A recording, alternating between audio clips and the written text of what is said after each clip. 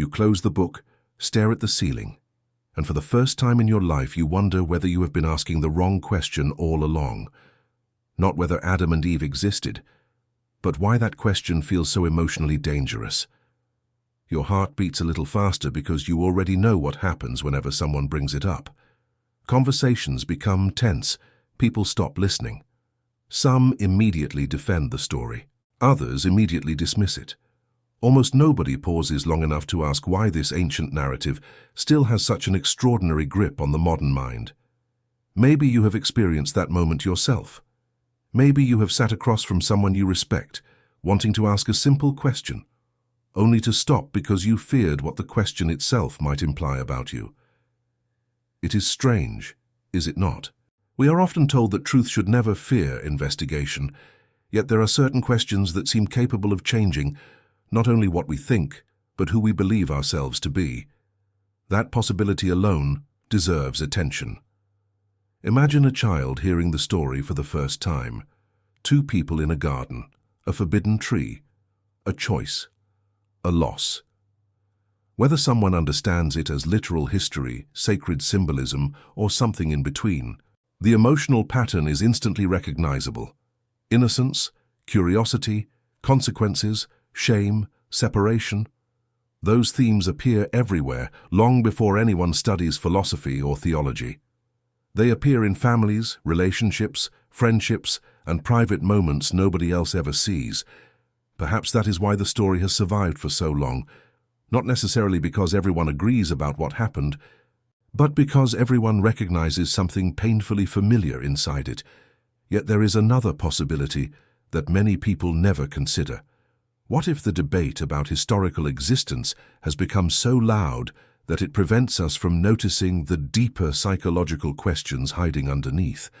Think about how often people argue over evidence while quietly avoiding what the story reveals about fear, responsibility, desire, guilt, and the strange human tendency to reach for certainty.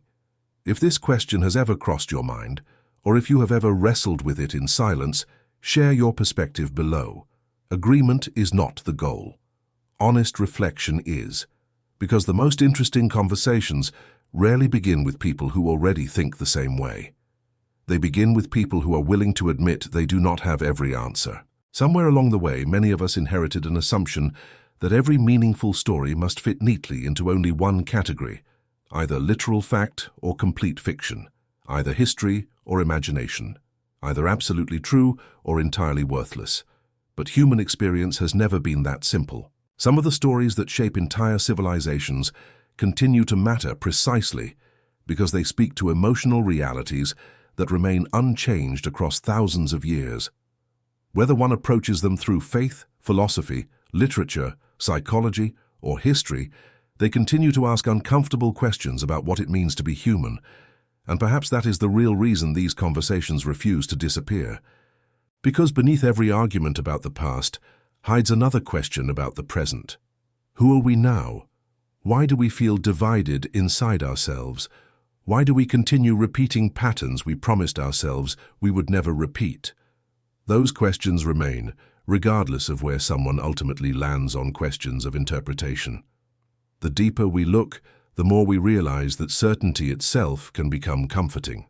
Human beings often prefer a complete answer over an honest uncertainty, even when the complete answer leaves important questions untouched. That is not a criticism. It is a deeply human instinct.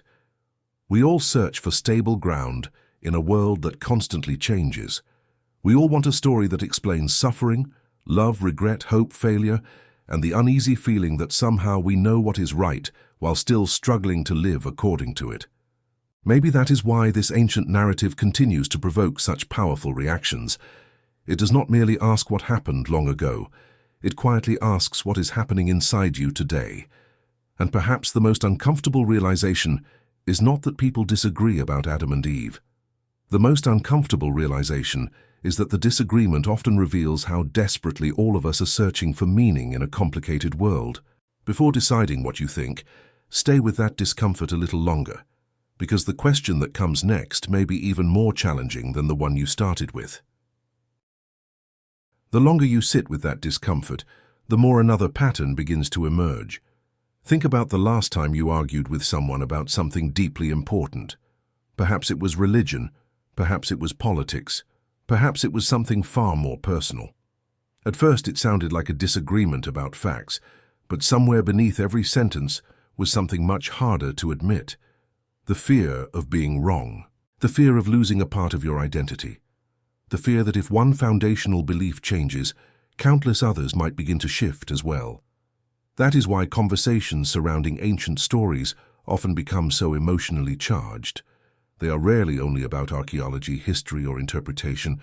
They become conversations about belonging, family, memory, purpose, and the invisible structures that give life coherence.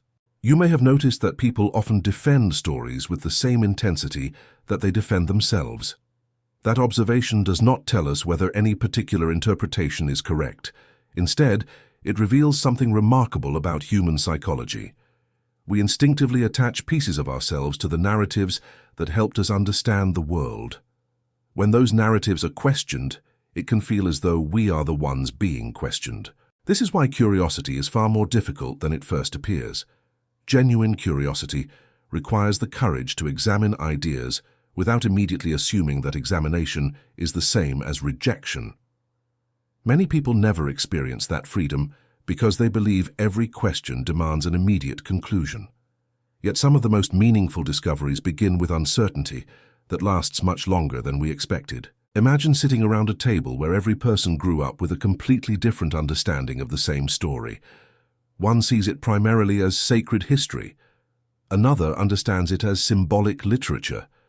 A third approaches it through psychology. A fourth through anthropology. None of them is merely describing a text. Each is revealing the lens through which they understand reality itself. Listen carefully, and you will notice something fascinating. The discussion gradually becomes less about the story and more about the assumptions each person quietly carries into it. We all do this. We rarely approach difficult questions with an empty mind. We bring expectations, experiences, fears, hopes, loyalties, disappointments, and emotional memories that influence what feels convincing long before we begin evaluating evidence. If you have ever found yourself changing your mind about something you once considered unquestionable, write about that experience below. It does not matter what the topic was. Sometimes the most valuable conversations begin when people describe what it actually felt like to reconsider something important, rather than simply announcing what conclusion they reached. There is another reason these debates remain so compelling. Human beings have an extraordinary desire for origins. We want to know where everything began because beginnings seem capable of explaining endings. We ask where the universe came from, where consciousness came from, where morality came from, where love came from, and where suffering came from. Even when answers remain incomplete, the search itself becomes part of what makes us human. Perhaps that is why origin stories appear in nearly every civilization. They are not merely attempts to describe a distant past. They also express enduring questions about identity, responsibility, hope, and meaning. Whether someone interprets a particular origin story literally, metaphorically, or through a combination of perspectives, the emotional questions it raises continue to echo through everyday life. Consider how often people experience a loss of innocence. It may happen when a child realizes that adults are imperfect. It may happen when trust is broken in a relationship. It may happen after failure, betrayal, illness, or grief. Suddenly, the world no longer feels as simple as it once did. We become aware of our own limitations, our own capacity for mistakes, our own complicated motives. That experience is almost universal. Different traditions describe it differently, but nearly everyone recognizes the feeling itself. This is why symbolic readings of ancient narratives continue to resonate with many readers. They see reflections of recurring human experiences rather than only descriptions of historical events. Others find those same narratives meaningful precisely because they understand them as accounts of real events that reveal profound spiritual truths. These perspectives need not begin with hostility toward one another. They begin from different assumptions about how truth is communicated. Understanding that difference does not require abandoning conviction. It simply requires recognizing that sincere people can approach the same text with different expectations while still searching for wisdom. Perhaps the deeper challenge is not deciding which interpretation feels most persuasive today. Perhaps it is asking whether we have become the kind of people who can examine profound questions without allowing fear to control the conversation. The moment fear becomes our guide, curiosity quietly disappears. We stop listening. We stop learning. We stop seeing the humanity of those who disagree with us. And once that happens, even the strongest arguments lose much of their value because they are no longer serving understanding. They are serving self-protection. That realization can be uncomfortable because it invites each of us to examine our own motives before we evaluate anyone else's conclusions. Are we searching because we genuinely want to understand, or because we simply want reassurance that we were already right? There is no easy answer to that question, and perhaps that is precisely why it matters. The willingness to ask it may reveal more about our character than any conclusion we eventually reach. As this journey continues, another layer begins to appear, one that reaches far beyond debates about one ancient story. It forces us to confront something even more personal. Why do human beings so often confuse certainty with security? And what happens when life inevitably confronts us with mysteries that refuse to fit inside simple answers? That question may prove even more challenging than the one that brought you here in the first place. Now imagine that years have passed. You have read more books, met more people, experienced more disappointment, celebrated more victories, and discovered that life has a remarkable way of humbling every certainty you once carried with complete confidence. Not because certainty is inherently wrong, but because reality is often more complex than our first explanations allow.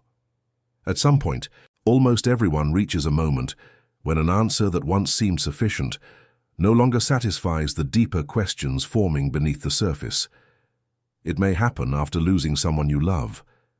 It may happen when suffering appears undeserved.